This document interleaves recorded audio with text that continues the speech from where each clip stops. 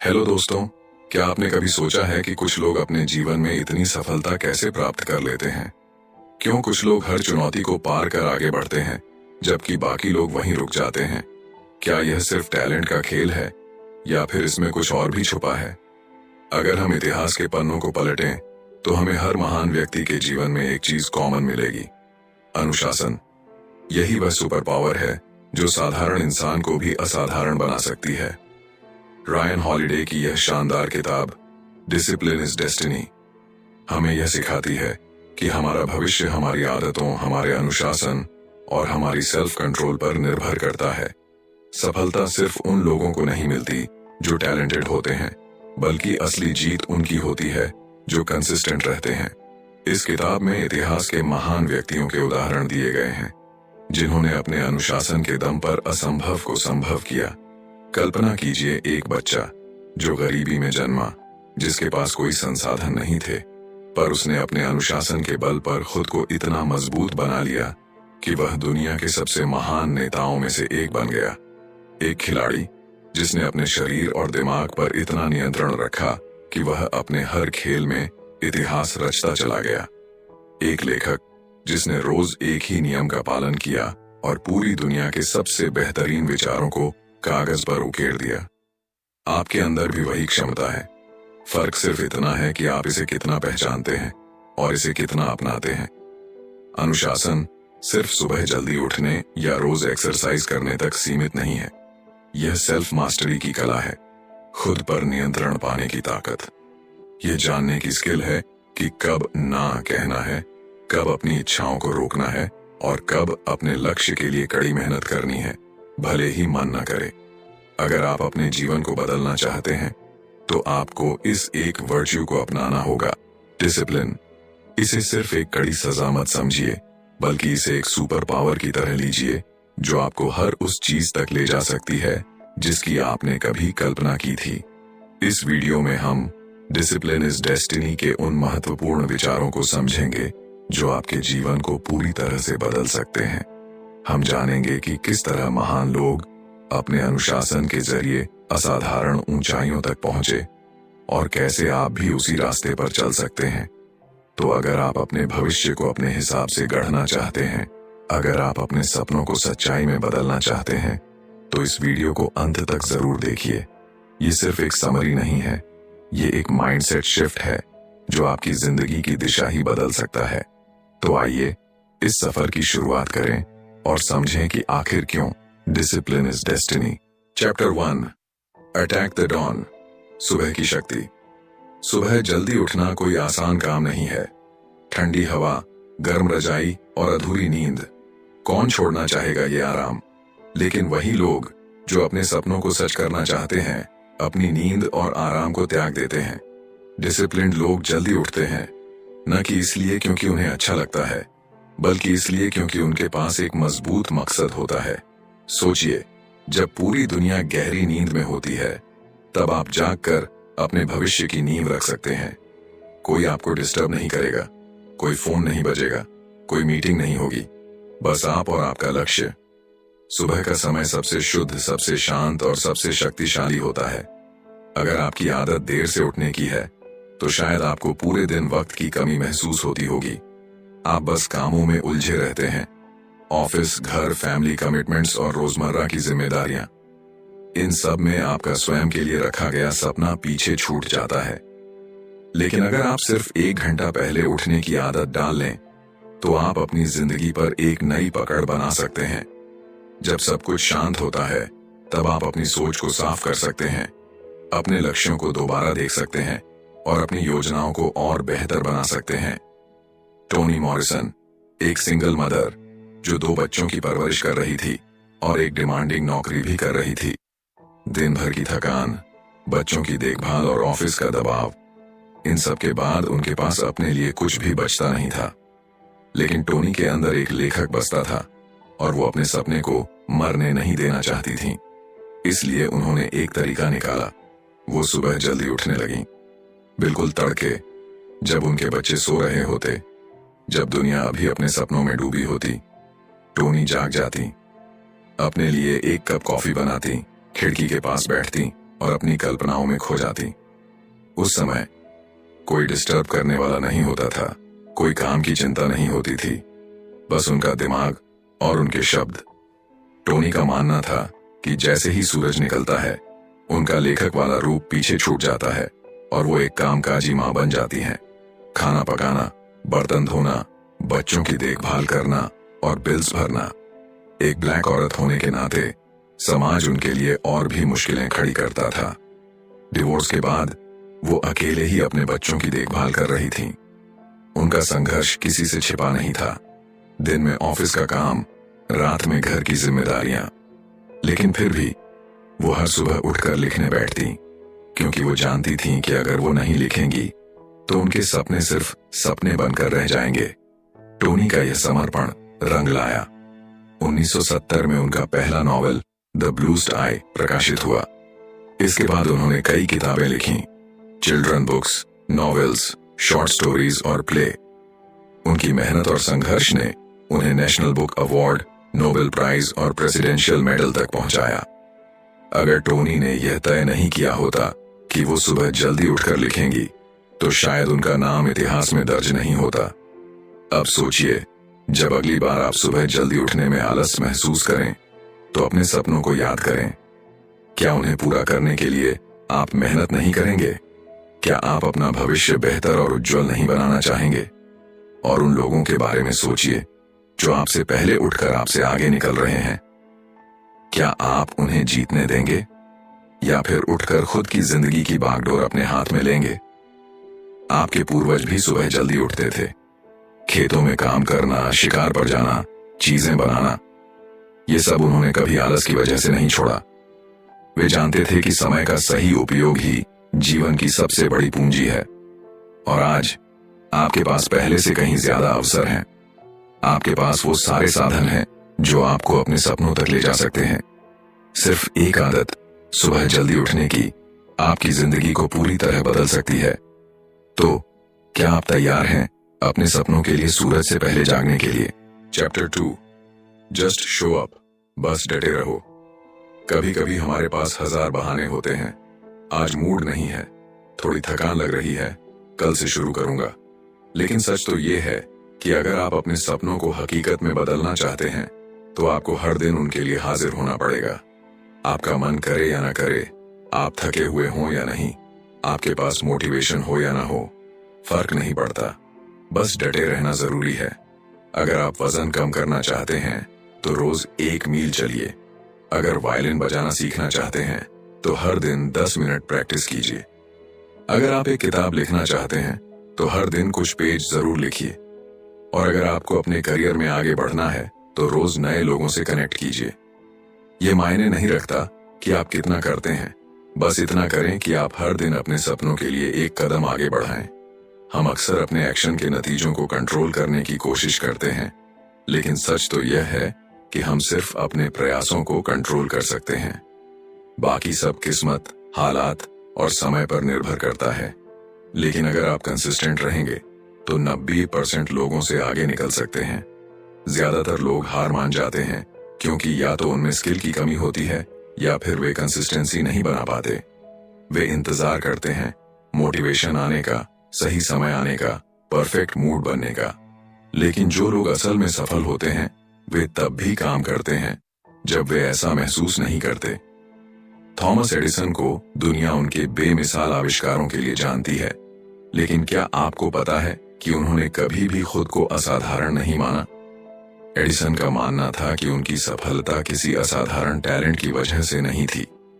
वे खुद मानते थे कि वे दूसरों से ज्यादा इंटेलिजेंट नहीं थे। उनकी इमेजिनेशन भी कोई बहुत ज्यादा शानदार नहीं थी, लेकिन फिर भी वे महान वैज्ञानिक बने क्योंकि उन्होंने हार न मानने की कला सीख ली थी। एडिसन हमेशा अपने लैब में काम करते रहते थे, भले ही उनके पास कोई नया आइडिया हो या ना हो। उनका मानना था कि अगर वे हर दिन अपने काम पर नहीं लौटते तो कोई और उनका आइडिया चुरा सकता था। इसलिए वे बस हाजिर रहते, काम में लगे रहते और आखिरकार सफलता उनकी झोली में आ ही जाती। उनकी सोच थी कि इंस्पिरेशन का इंतजार मत करो, बस लगे रहो, और यही उनकी सफलता का राज था। लव गेहरिग एक महान बेसबॉल खिलाड़ी थे। वे यांकीज टीम के लिए खेलते थे और अपनी कड़ी मेहनत और अनुशासन के लिए जाने जाते थे। वे शायद ही कभी कोई प्रैक्टिस मिस करते। चोट लगने के बावजूद, थकान होने के बावजूद, बुरे दिन होने के बावजूद वे बस खेलते रहते। उनके अंदर भी डर और शक के पल आते थे। कई बार तो उन्होंने यांकीज छोड़ने का भी सोचा था, लेकिन उनके कोच ने उन्हें रोका और कहा, एक सामान्य खिलाड़ी और एक महान खिलाड़ी के बीच बस इतना ही फर्क होता है कि कौन मैदान में टिकता है और कौन हार मानकर चला जाता है। गेरिक समझ गए कि उन्हें बस प्रैक्टिस करते रहना होगा। उनके मन में यह बात बैठ गई कि वे अपने मेहनत के नतीजों को कंट्रोल नहीं कर सकते, लेकिन वे खुद को हाजिर रख सकते हैं। कभी कभी हफ्तों तक वे खेलते बिना कोई बड़ी उपलब्धि हासिल किए, लेकिन फिर भी वे खेलते रहते, क्योंकि उन्हें पता था कि कोशिश न करना पूरी तरह से हार मान लेने के बराबर होता है। आप कितने टैलेंटेड हैं, यह इतना महत्वपूर्ण नहीं है।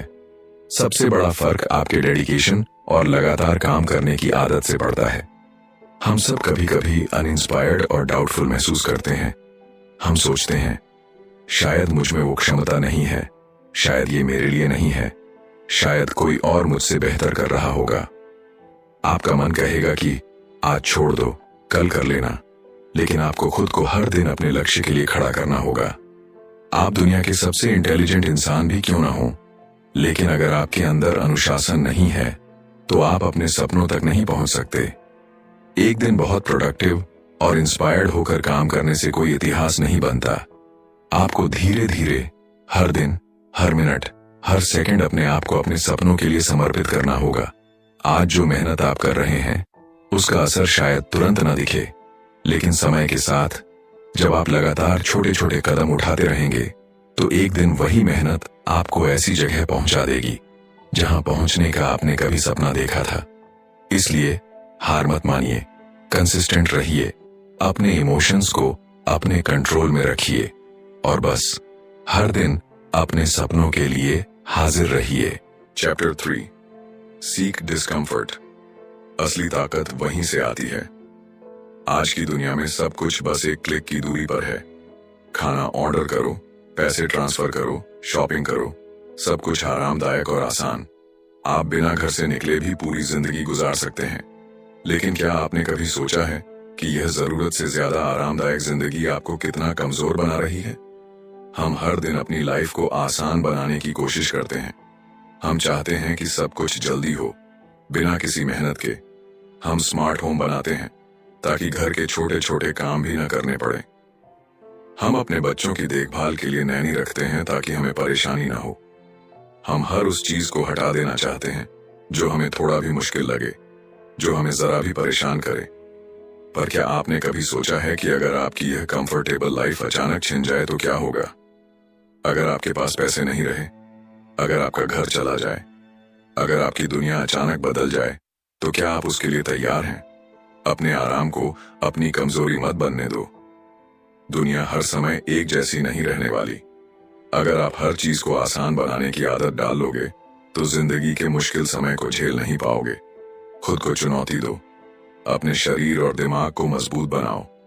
बिना एसी के रहकर देखो, ठंडे पानी से नहाकर देखो, वजन उठाओ, दौड़ो, मेहनत करो, कुछ दिन इंटरनेट के बिना गुजारो। ये छोटी छोटी चीजें आपके अंदर वह मजबूती पैदा करेंगी जिसकी आपको जरूरत है। अगर आपने खुद को इन छोटी मुश्किलों के लिए तैयार कर लिया तो बड़े तूफान भी आपको हिला नहीं पाएंगे। स्टोइक फिलोसोफर सेनेका बहुत अमीर थे।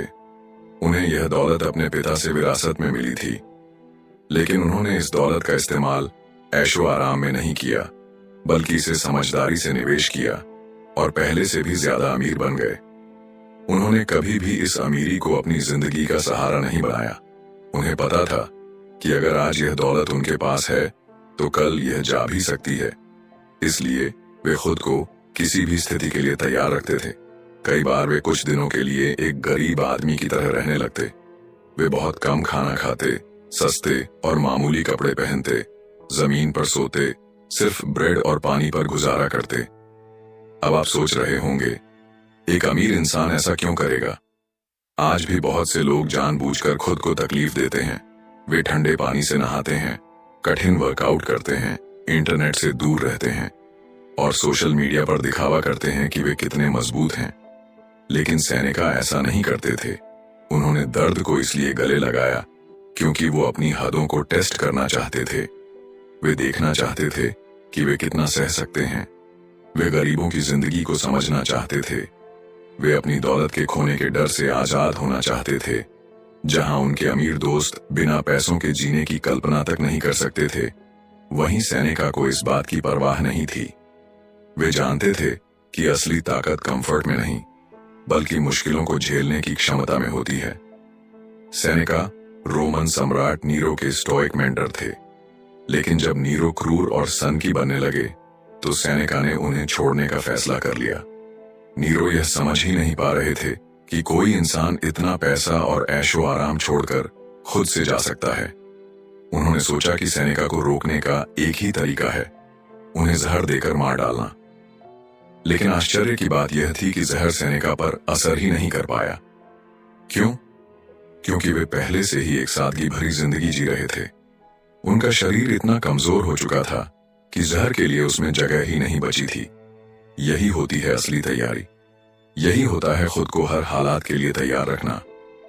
अब सोचिए, अगर आपकी जिंदगी में कभी कोई बड़ा संकट आ जाए तो क्या आप तैयार होंगे? अगर आप हमेशा आसान जिंदगी जीने की आदत डाल लेंगे तो किसी भी मुश्किल परिस्थिति में खुद को संभाल नहीं पाएंगे। इसलिए आज से खुद को तैयार करना शुरू कीजिए। थोड़ा असहज महसूस करना सीखिए। अपने शरीर और दिमाग को मजबूत बनाइए। अपने कंफर्ट जोन से बाहर निकलो। यही एकमात्र तरीका है जिससे आप किसी भी स्थिति में खुद को मजबूत रख सकते हैं। जिंदगी कभी भी आसान नहीं रहने वाली। अगर आप तैयार हैं तो कोई भी मुश्किल आपको हिला नहीं पाएगी। Chapter 4, keep the main thing. The main thing, जरूरी चीजों को जरूरी ही रहने दो। आज की तेज रफ्तार दुनिया में हर कोई आपकी अटेंशन चाहता है। हर कोई चाहता है कि आप उनकी बात सुने, उनके साथ समय बिताएं, उनकी जरूरतें पूरी करें। लेकिन सवाल यह है, आपके अपने सपने, आपके अपने लक्ष्य, आपके अपने परिवार के लिए आपके पास कितना समय बचा? अगर आपने डिस्ट्रैक्शंस को हटाना नहीं सीखा तो आप अपनी जिंदगी के सबसे जरूरी कामों को पूरा करने से चूक जाएंगे। सक्सेस उन्हीं को मिलती है जो अपनी प्राथमिकताओं को समझते हैं और अपने टाइम को प्रोटेक्ट करना जानते हैं। हर चीज के लिए हाँ कहना सिर्फ आपकी थकान और उलझनों को बढ़ाएगा। आप लोगों को खुश करने के चक्कर में खुद से दूर होते चले जाएंगे। आपकी जिंदगी किसी और के प्लान के हिसाब से चलने लगेगी और जब आपको इसका एहसास होगा तब तक काफी देर हो चुकी होगी। जरा सोचिए, आपने ऑफिस में एक एक्स्ट्रा प्रोजेक्ट लेने के लिए हाँ कह दिया, लेकिन उसकी वजह से अपने बच्चे के स्कूल फंक्शन में नहीं जा पाए। आपने दोस्तों की पार्टी में शामिल होने के लिए हाँ कह दिया, लेकिन उसी टाइम पर आप अपनी नई बुक का पहला चैप्टर लिख सकते थे। आपने हर किसी से मिलने जुलने, बातचीत करने के लिए हाँ कह दिया, लेकिन उसी दौरान आप खुद पर काम कर सकते थे, अपनी स्किल्स सुधार सकते थे। आपको नहीं लगता कि हर हाँ के पीछे कुछ ना कुछ छूट रहा है? बाउंड्री सेट करना सीखो, वरना खो जाओगे। सक्सेसफुल लोग सिर्फ उन चीजों के लिए टाइम निकालते हैं जो उनकी लाइफ में सच में मायने रखती हैं। वे बिना किसी गिल्ट के हर उस चीज को ना कह देते हैं जो उनके लक्ष्य से भटकाती है। अगर आप बिना सोचे समझे हर चीज में इन्वॉल्व होते रहेंगे तो धीरे धीरे आपकी प्राथमिकताएं धुंधली हो जाएंगी। अगर आप दूसरों को खुश करने में ही लगे रहेंगे तो अपनी खुशियों का त्याग करना पड़ेगा। अगर आप डिस्ट्रैक्शंस को कंट्रोल नहीं करेंगे तो वे आपको कंट्रोल कर लेंगे। Booker T Washington Tuskegee institute के संस्थापक थे। उनकी लाइफ बहुत बिजी थी। वे लगातार ट्रैवल करते, डोनर्स से मिलते, लेक्चर देते, फंडरेजिंग इवेंट्स मैनेज करते और इन सब के बीच 5 किताबें भी लिखीं। इतना सब कुछ एक ही इंसान कैसे कर सकता है? जवाब बहुत सिंपल है, उन्होंने अपने समय की सुरक्षा की। वे जानते थे कि उनका लक्ष्य क्या है और उन्हीं चीजों पर फोकस किया। जब लोगों ने उनकी आलोचना की, उन्हें सेल्फिश कहा, तो उन्होंने इन बातों पर ध्यान ही नहीं दिया। अगर वे अपने डिस्ट्रैक्शंस को कंट्रोल नहीं करते तो उनका सपना अधूरा रह जाता। उन्होंने समाज में बदलाव लाने का सपना देखा था और इसके लिए उन्होंने हर बेकार चीज को ना कहा। जब भी आप किसी चीज को हाँ कहते हैं तो किसी और चीज को ना कह रहे होते हैं। सवाल यह है कि आप किन चीजों को अपनी जिंदगी से बाहर निकालना चाहते हैं। क्या आप सोशल मीडिया पर घंटों स्क्रॉल करना छोड़ सकते हैं? क्या आप बिना मतलब की मीटिंग्स और बातचीत में अपना समय बर्बाद करना बंद कर सकते हैं? क्या आप उन लोगों से दूर हो सकते हैं जो आपकी एनर्जी को खत्म कर देते हैं? अगर आप अपनी प्राथमिकताओं को नहीं समझेंगे तो कोई और आपके समय का मालिक बन जाएगा। ना कहना सीखिए, ये सबसे बड़ी कला है। बहुत से लोग ना कहने से डरते हैं। वे सोचते हैं कि इससे वे असभ्य या असंवेदनशील लगेंगे, लेकिन सच तो यह है कि ना कहना आपको मजबूत बनाता है। अगर आप ना कहने से डरते हैं तो इसकी प्रैक्टिस कीजिए। कोई आपको आपके समय से ज्यादा काम देने की कोशिश करे, न कहिए। कोई आपको किसी बेकार की गॉसिप में घसीटने की कोशिश करे, न कहिए। कोई आपको ऐसे इवेंट्स में जाने के लिए बोले जिनका कोई मतलब नहीं, न कहिए। न कहने का मतलब ये नहीं है कि आप रूड हैं। आप विनम्रता से माफी मांग सकते हैं और कह सकते हैं, मुझे खेद है, लेकिन मेरे पास और भी जरूरी चीजें हैं जिन पर ध्यान देना है। अगर आप बहुत ज्यादा काम अपने सिर पर लाद लेंगे तो थक जाएंगे, आपका ध्यान बढ़ जाएगा और आप अपने असली लक्ष्य से दूर हो जाएंगे। मल्टीटास्किंग जैसी कोई चीज नहीं होती। आप तभी जीत सकते हैं जब आप सही चीजों पर फोकस करेंगे। आखिरी सवाल, क्या आप सच में अपने लक्ष्य पर ध्यान दे रहे हैं? तो अगली बार जब कोई आपसे कुछ करने के लिए कहे तो खुद से यह सवाल पूछिए, अगर मैं इसे करूंगा तो मुझे क्या छोड़ना पड़ेगा? अगर जवाब ये आता है कि आपको अपनी जरूरी चीजें छोड़नी पड़ेंगी तो बिना किसी हिचकिचाहट के ना कहिए। ये सवाल आपको आपकी प्राथमिकताओं की याद दिलाएगा और आपको अपने हाँ को एक बड़ी मजबूत ना में बदलने की हिम्मत देगा। चैप्टर 5, परफेक्शनिज्म, एक बंधन या एक भ्रम। क्या आप कभी ऐसे फंसे हैं कि कोई काम पूरा नहीं कर पा रहे क्योंकि वो परफेक्ट नहीं लग रहा? क्या आपने कभी सोचा है कि आपके बनाए हुए कंटेंट, आपके लिखे हुए शब्द, आपकी बनाई हुई पेंटिंग या आपके किसी भी प्रोजेक्ट को देखने वाला हर कोई आपकी तरह ही उसकी बारीकियों को नोटिस करेगा? शायद नहीं। सच तो यह है कि परफेक्शनिज्म सिर्फ एक भ्रम है, एक ऐसा जाल जिसमें हम खुद को फंसा लेते हैं और सोचते हैं कि जब तक चीजें सही नहीं होंगी तब तक हम आगे नहीं बढ़ सकते। लेकिन सच पूछो तो यह एक बहुत बड़ा धोखा है जो हमें हमारी पूरी क्षमता तक पहुंचने से रोकता है। कई बार हम सोचते हैं कि हमारा हर काम एकदम बेस्ट होना चाहिए, वरना लोग हमें जज करेंगे। लेकिन क्या आपको पता है, लोगों को आपके काम की उतनी चिंता नहीं है जितनी आप सोचते हैं। हर इंसान अपने जीवन में इतना व्यस्त है कि शायद ही किसी के पास इतना समय हो कि वो आपकी छोटी छोटी गलतियों पर ध्यान दे। हाँ, अगर आप कुछ अलग और दिलचस्प करते हैं तो लोग उसे जरूर नोटिस करेंगे, लेकिन ये सोचकर कि क्या यह परफेक्ट है, अगर आप रुके रहेंगे तो आप अपनी जिंदगी में बहुत कुछ मिस कर देंगे। कई बार परफेक्शनिज्म सिर्फ एक बहाना बन जाता है। हम सोचते हैं, जब तक सही माहौल नहीं मिलेगा तब तक मैं शुरू नहीं करूंगा, जब तक मेरे पास बेस्ट टूल्स नहीं होंगे तब तक मैं अपने प्रोजेक्ट पर काम नहीं करूंगा। लेकिन यह सोच हमें पीछे खींचती है। अब मार्था ग्रेहम की ही कहानी ले लीजिए। वो दुनिया की सबसे महान कोरियोग्राफर्स में से एक थीं, लेकिन परफेक्शनिज्म उनके लिए एक बहुत बड़ी बाधा बन गया था। 1931 में वो एक डांस परफॉर्मेंस तैयार कर रही थीं, जो कि माया और एज़टेक सभ्यता से प्रेरित था।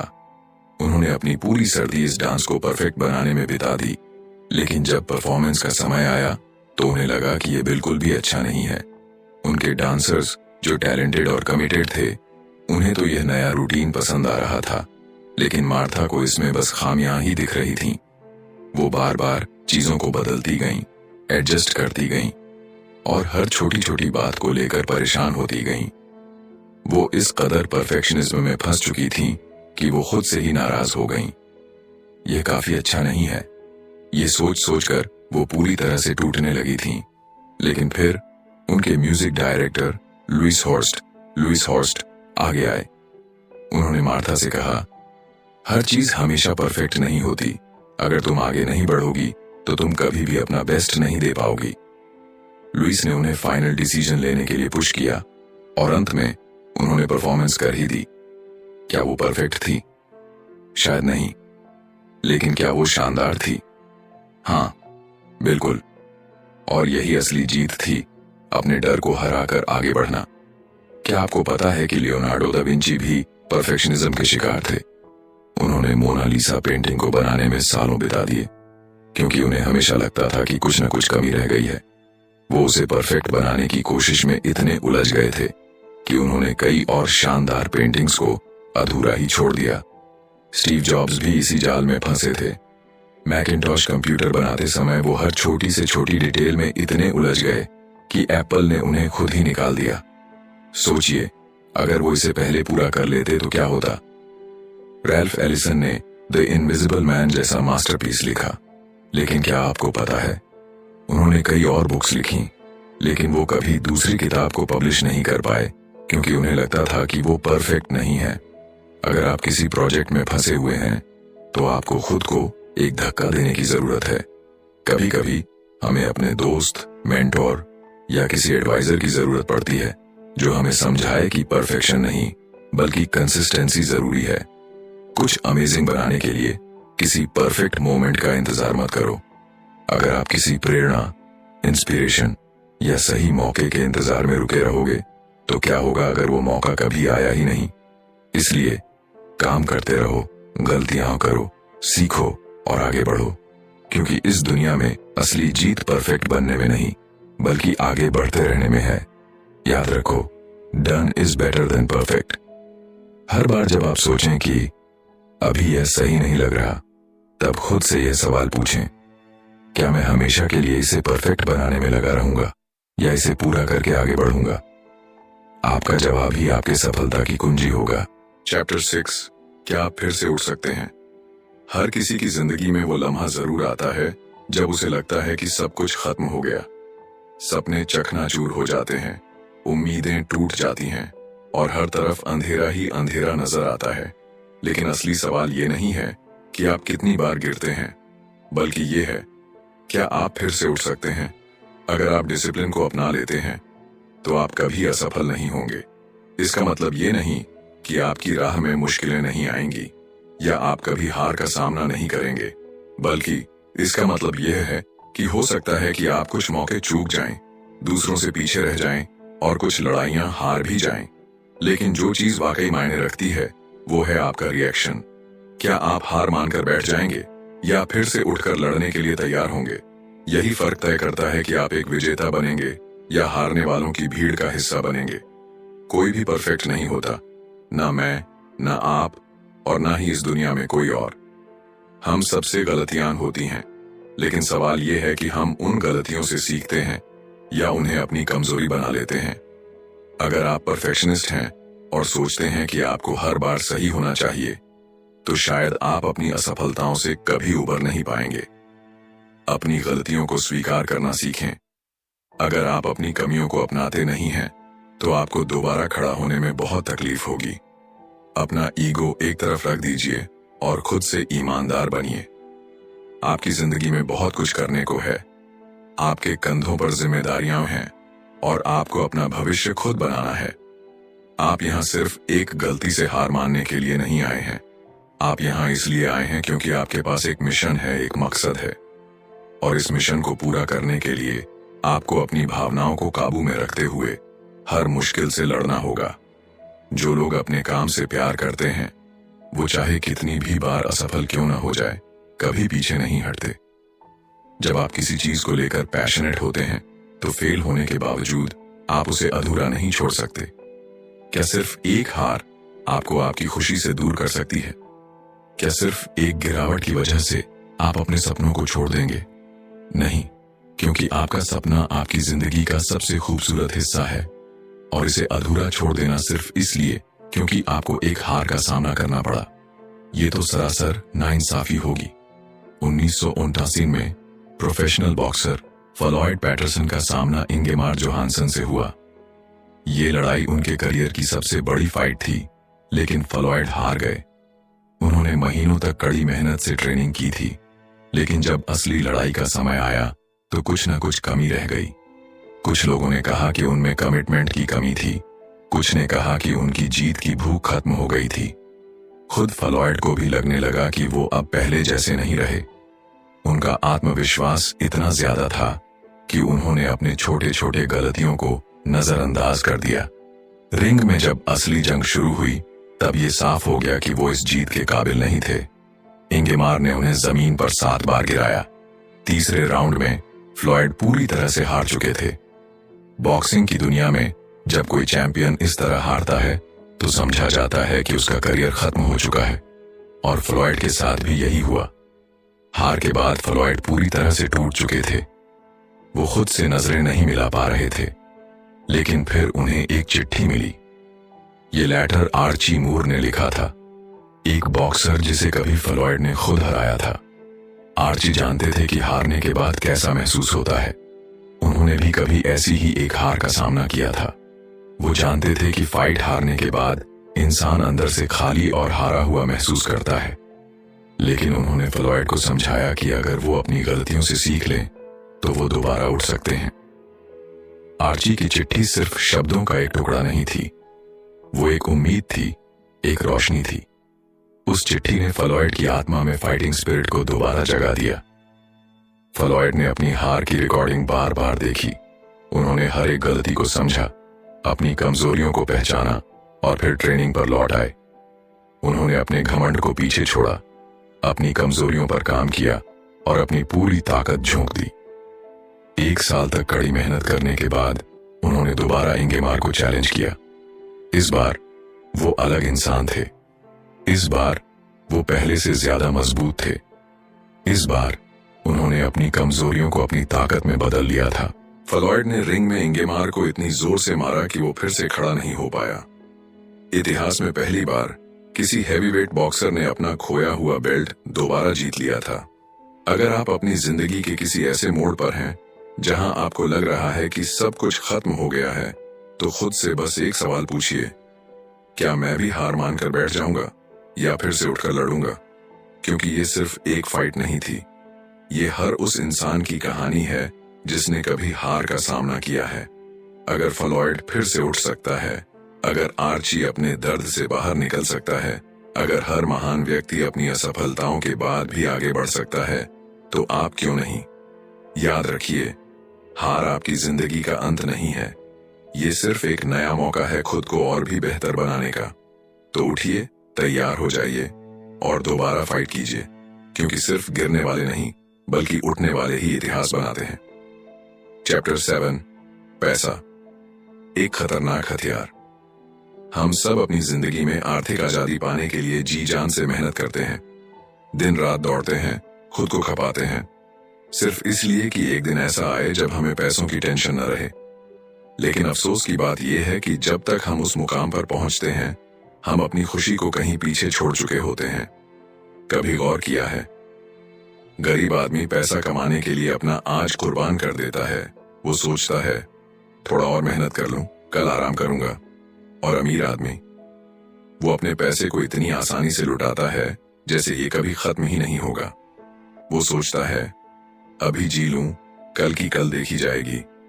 ये दोनों ही तरीके जिंदगी जीने के सही रास्ते नहीं हैं। हमें एक बैलेंस बनाना होगा। पैसा कमाना जरूरी है, लेकिन अपनी जिंदगी जीना उससे भी ज्यादा जरूरी है। बेब रूथ, वो नाम जिसे अमेरिका में हर कोई जानता था, बेसबॉल की दुनिया का चमकता सितारा, जिसने अपने टैलेंट से करोड़ों दिलों को जीता। लेकिन जब बात पैसे की आई तो वो एकदम बच्चा निकला। यांकीज टीम के लिए खेलते हुए वो महीने का $6,000 कमाते थे, जो उस समय अमेरिका के राष्ट्रपति की सैलरी से भी ज्यादा था। लेकिन उसने उस पैसे का किया क्या? पहले मोटरसाइकिल खरीदी, फिर स्पोर्ट्स कार, उसके बाद महंगे ब्रांड्स के कपड़े, लेदर कोट, डायमंड पिन और सिल्क की शर्ट। अपनी पत्नी से झगड़ा हुआ तो झगड़े का हल निकाला $5,000 के फर कोट से। रूथ को यह समझ ही नहीं आया कि पैसा हमेशा नहीं रहेगा। जब यांकीज टीम आर्थिक संकट से जूझ रही थी, वो फालतू पार्टियों में पैसा उड़ाने में लगा था। एक बार वो एक होटल में रुके जहां पियानो नहीं था, तो उन्होंने होटल के लिए पूरा पियानो ही खरीद डाला। उन्होंने कभी ये नहीं सोचा कि अगर किसी दिन वो बेसबॉल न खेल पाए तो क्या होगा। उन्हें लगता था कि पैसा हमेशा रहेगा, लेकिन सच्चाई यही है कि पैसा जितनी जल्दी आता है उतनी ही जल्दी चला भी जाता है। बहुत से लोग ये मानते हैं कि पैसे से खुशी खरीदी जा सकती है, और हाँ, थोड़ी देर के लिए तो ये सच भी लगता है। महंगे गिफ्ट्स, बड़ी बड़ी गाड़ियां, आलीशान घर, ये सब खुशी देते हैं। लेकिन ये खुशी कितने दिन की होती है? रूथ जैसे लोग बचपन में गरीबी और प्यार की कमी से गुजरते हैं। बड़े होकर वो अपने अंदर के खालीपन को पैसों से भरने की कोशिश करते हैं। उन्हें लगता है कि जितना ज्यादा पैसा खर्च करेंगे उतने ही ज्यादा खुश रहेंगे। लेकिन हकीकत इससे बिल्कुल उलट है। गरीब आदमी पैसे के लिए तरसता है, अमीर आदमी शांति के लिए। सच तो यह है कि कोई भी इंसान इस दुनिया में पूरी तरह से आजाद या पूरी तरह से खुश नहीं होता। पैसा हमें सिर्फ एक हद तक आजादी दे सकता है। जब हमारे पास इतना पैसा हो कि हम अपने जरूरी खर्च पूरे कर सकें और अपने शौक पूरे कर सकें, तभी हमें संतुष्ट रहना चाहिए। अगर हम हमेशा पैसों के पीछे भागते रहेंगे तो हम कभी भी अपनी जिंदगी जी नहीं पाएंगे। तो सवाल ये है, क्या आप पैसे के मालिक बनना चाहते हैं या पैसे को अपना मालिक बनाना चाहते हैं? आप किस तरह के इंसान हैं? क्या आप खुद से सख्त हैं? क्या आप अपने काम के लिए पूरी जिम्मेदारी लेते हैं? क्या आप चाहते हैं कि दूसरे लोग भी उतने ही जिम्मेदार बने जितना आप खुद को मानते हैं?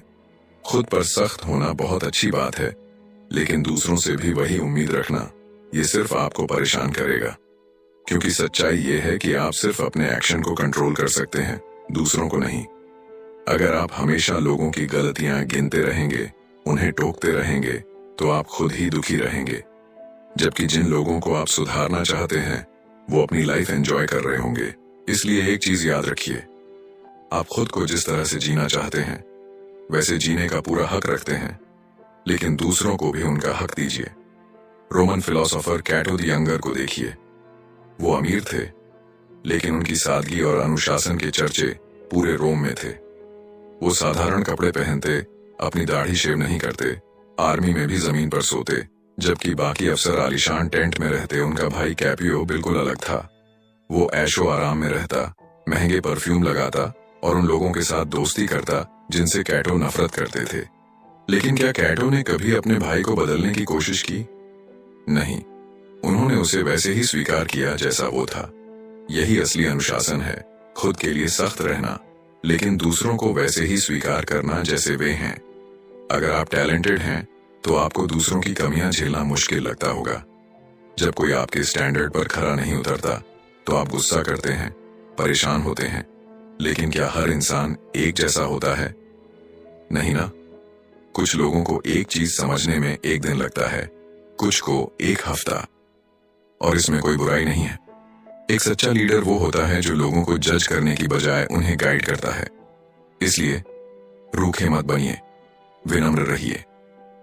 कंक्लूजन, डिसिप्लिन इज डेस्टिनी हमें यह सिखाती है कि असली ताकत बाहरी परिस्थितियों में नहीं, बल्कि हमारे अंदर के अनुशासन में छिपी होती है। यह पुस्तक हमें दिखाती है कि इतिहास में जितने भी महान व्यक्तित्व हुए हैं, जैसे कि रोमन फिलोसोफर कैटो, अमेरिकी बेसबॉल खिलाड़ी बेब रूथ और अन्य दार्शनिक व नेता, उनकी सफलता का सबसे बड़ा कारण उनका आत्म अनुशासन था। किताब हमें यह भी समझाती है कि अनुशासन सिर्फ सख्ती या बलिदान का नाम नहीं है, बल्कि यह संतुलन और आंतरिक नियंत्रण की एक कला है। जब हम खुद को नियंत्रित करना सीखते हैं, तभी हम अपने जीवन के लक्ष्य को पा सकते हैं। यह आत्म संयम हमें सिर्फ पेशेवर रूप से ही नहीं, बल्कि व्यक्तिगत रूप से भी मजबूत बनाता है। अगर हम अनुशासन को अपने जीवन में शामिल करते हैं, तो यह हमारे आदतों, विचारों, निर्णयों और व्यवहार को प्रभावित करता है। यह हमें धैर्य, सहनशीलता और प्रतिबद्धता सिखाता है, जिससे हम असफलताओं से टूटने के बजाय उनसे सीखकर और मजबूत बन सकते हैं। अंततः अनुशासन सिर्फ एक आदत नहीं, बल्कि एक जीवन शैली है। अगर हम इसे अपनाते हैं तो हम अपनी किस्मत खुद गढ़ सकते हैं। अनुशासन ही हमें औसत इंसान से असाधारण बनने की ओर ले जाता है। तो अब यह हमारे हाथ में है, क्या हम अनुशासन को अपनाकर अपने भाग्य को खुद लिखेंगे या फिर परिस्थितियों के गुलाम बनकर रहेंगे? तो दोस्तों, आज की इस बुक समरी से हमें बहुत कुछ सीखने को मिला। अगर आपको ये वीडियो पसंद आई हो तो इसे लाइक जरूर करें और अपने दोस्तों के साथ शेयर करें, ताकि वे भी इससे कुछ नया सीख सकें। अगर आप ऐसे ही और शानदार बुक समरी वीडियो देखना चाहते हैं तो चैनल को सब्सक्राइब करें और बेल आइकन दबाएं, ताकि आपको हमारी हर नई वीडियो का नोटिफिकेशन मिले। मिलते हैं अगली वीडियो में एक नई किताब की समरी के साथ। तब तक के लिए पढ़ते रहिए, सीखते रहिए और आगे बढ़ते रहिए।